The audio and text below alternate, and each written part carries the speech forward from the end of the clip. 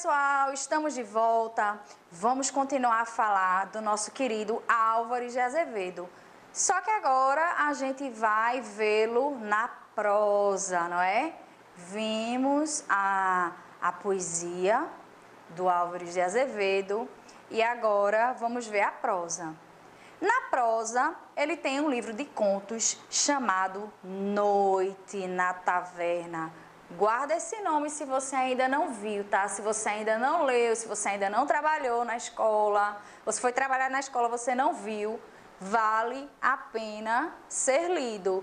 Principalmente, né, para quem gosta desse universo de horror, de loucura, de prazer. Se você gosta disso, Álvares de Azevedo será um prato cheio para você.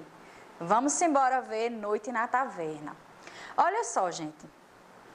Noite na Taverna é um livrinho que ele é considerado uma narrativa moldura. Tá lá, tem uma aberturazinha, tem 5 contos, tem um fechamento, certo?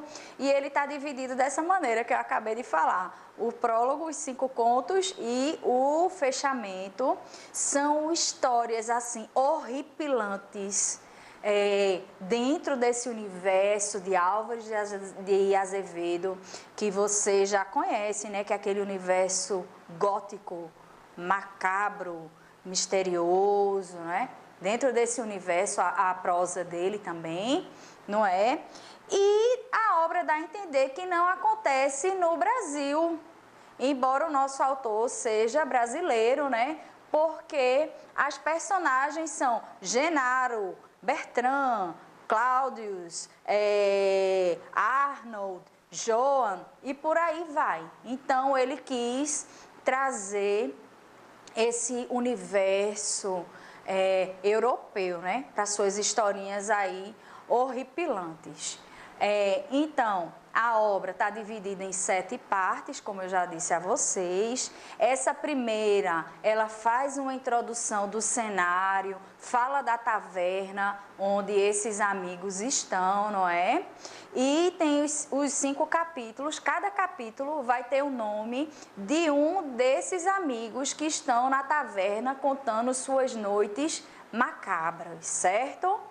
E tem a última parte, que é o fechamento do nosso livro de contos, não é? Que se chama O Último Beijo de Amor. Vejam só, pessoal.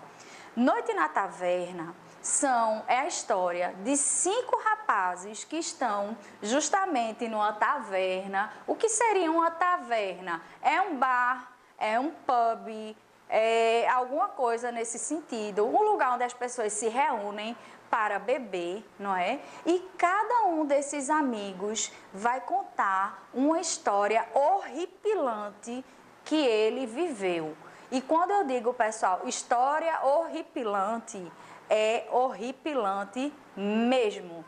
Pense em tudo que pode haver de mais assombroso. Pensou em assassinato? Tem assassinato.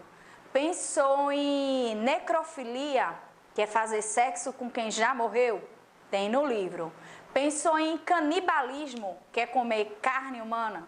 Tem no livro. Então, é uma reunião nessa obra de tudo que mais assombra, não é? Vamos lá. O livro, quando ele é aberto no comecinho do livro, tem essa tiradinha aqui, ó, diz assim: uma noite do século. Isso é a abertura do livro, tá, pessoal? Uma noite do século. Bebamos, nem um canto de saudade. Morrem na embriaguez da vida as dores. Que importam sonhos, ilusões desfeitas, fenecem como as flores. Esse é o início do livro. E tem essa citaçãozinha aí de José Bonifácio e entra bem no espírito da obra. Vamos beber, pessoal, vamos encher aqui a cara, vamos usar ópio, vamos ficar loucões aqui para falar de nossas histórias. Gente, das 5 histórias que tem no Noite na Taverna, eu escolhi uma que eu acho que é a mais, a que não é tão horripilante, que dá para fazer um resumo e contar para vocês, embora seja uma história horripilante, mas dentro do que tem eu considero o mais lightzinho assim. Mas isso não quer dizer que vocês não devam procurar o livro e ler ele inteirinho. Vocês vão gostar muito. A história que eu escolhi é Genaro. O conto que eu escolhi entre os 5 contos se chama Genaro. É um nome que você sabe que não é de brasileiro, não é? É um nome europeu, Genaro, Genaro. E o que acontece nesse conto de Genaro? Eu coloquei aqui as personagens principais do conto intitulado Genaro. Tem Genaro, tem o Godofredo Wash, tem Laura e tem Náusea. O que acontece, gente? Genaro é um rapazinho que ele é aprendiz de pintor. Ele é pintor e quer melhorar sua arte. E o que é que ele vai procurar? Ele vai procurar um pintor mais experiente, não é? Que exerce a sua função artística muito bem, chamado Godofredo Wash, e ele é aceito como, vamos dizer assim, aluno, aspirante a pintor. E o que acontece? Ele se enfia, se enfurna lá na casa do Godofredo para aprender, para melhorar a sua arte da pintura, na pintura, né? Esse senhor Godofredo, ele tem uma filha de 15 anos, que se chama Laura, e ele tem uma esposa de 20 anos chamada Náusea. Então, a gente tem aí a Laura e a gente tem a Náusea. A Náusea é um outro casamento dele. Ele já tinha a filha dele lá, a Laura, de 15 anos. Ele casou novamente, ele é um senhor já mais velho e tem esse casamento com uma moça bem jovem, não é? E o que acontece? Enquanto ele está ensinando para o Genaro a arte de pintar, como ser um artista melhor, Genaro está lá de olho na filha dele, não é? E aquela menina linda, super branca, aquela pálida de sempre, não é?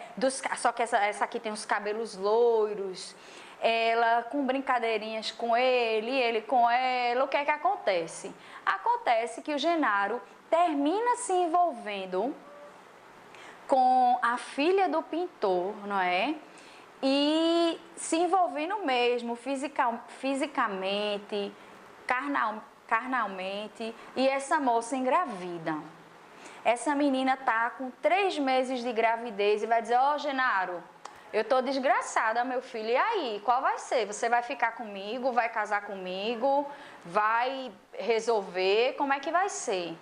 O que acontece é que Genaro não gosta tanto dela e tá assim de olho também na esposa do senhor lá, do pintor. Já pensou, gente? Ele tá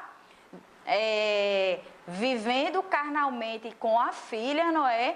A Laura, mas ele tá de olho na Náusea e se apaixona pela Náusea. Ele termina gostando mais da esposa de Godofredo do que da filha de Godofredo.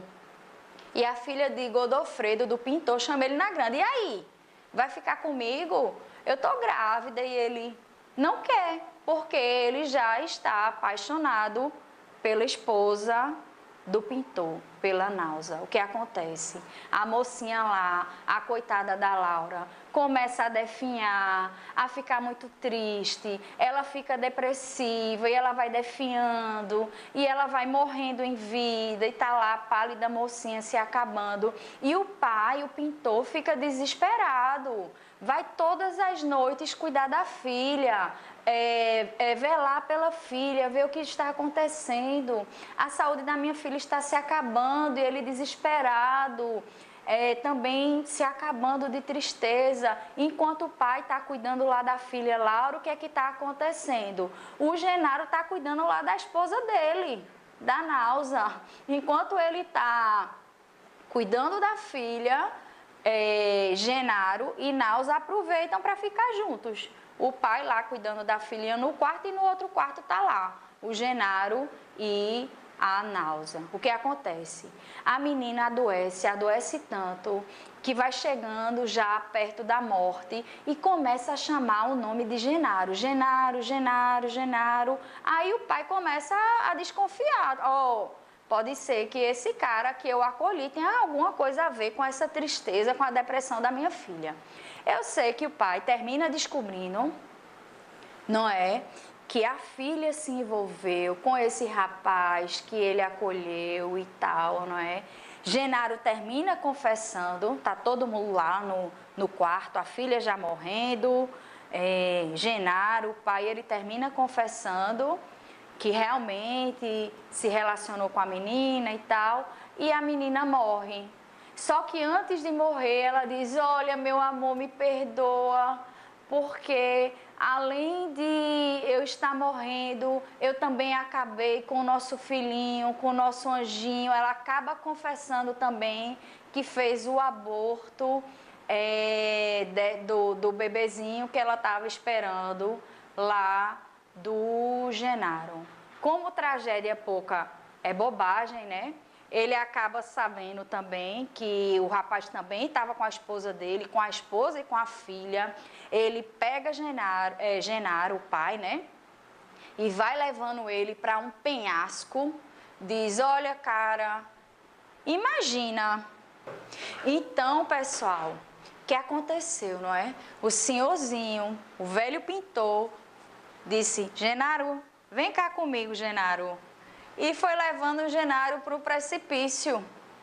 E falou assim para ele: imagina só, se você ficasse sabendo de uma história que um senhor muito bom acolheu um rapaz, aprendiz de pintor, em sua casa, e ele se aproveitou de sua filha, fez ela cometer um aborto, se aproveitou de sua esposa, destruiu uma vida, o que é que você faria? Aí, Genaro, eu pediria perdão, mas não deu certo, minha gente. O velho pintor foi acompanhando ele para o precipício e disse assim: e aí, cara, você tem duas opções, ou você se joga, ou eu te jogo. Vai ser qual? Que queres? Genaro decidiu ele por conta própria, né, e se jogando. Então Genaro se jogou do precipício e o velho foi embora, não feliz da vida, né, mas vamos dizer que ele ficou um pouco assim com a alma lavada, porque viu aquele cabra ruim que estava na sua casa, que fez mal à sua filha, que praticamente destruiu seu casamento, tirou a honra de sua esposa, abusou da confiança dele, literalmente caindo pelas tabelas do precipício. O que aconteceu com Genaro é que enquanto ele foi caindo, ele foi batendo nos galhinhos e de repente ele acordou e tinha sido salvo por outras pessoas. Acreditam, gente? O danado do Genaro não morreu, ele estava vivo.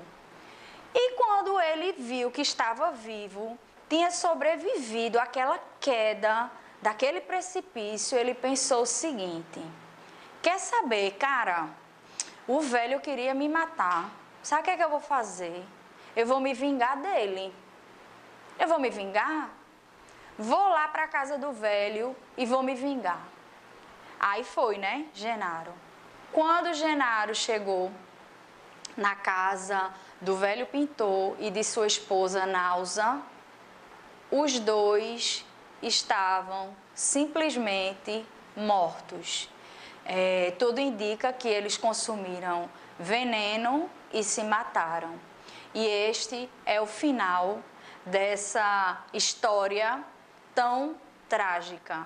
Morreu a filha, morreu o bebê, morreu o pai e morreu a esposa. E Noite na Taverna é isso, pessoal. Noite na Taverna é isso.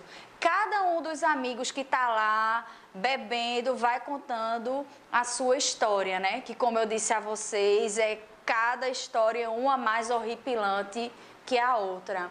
E essa é a história de Genaro. Vejam aí as características, não é? Desse momento, da morbidez, esses temas que ainda hoje são temas que são tabus, não é? Ainda hoje são temas que são tabus.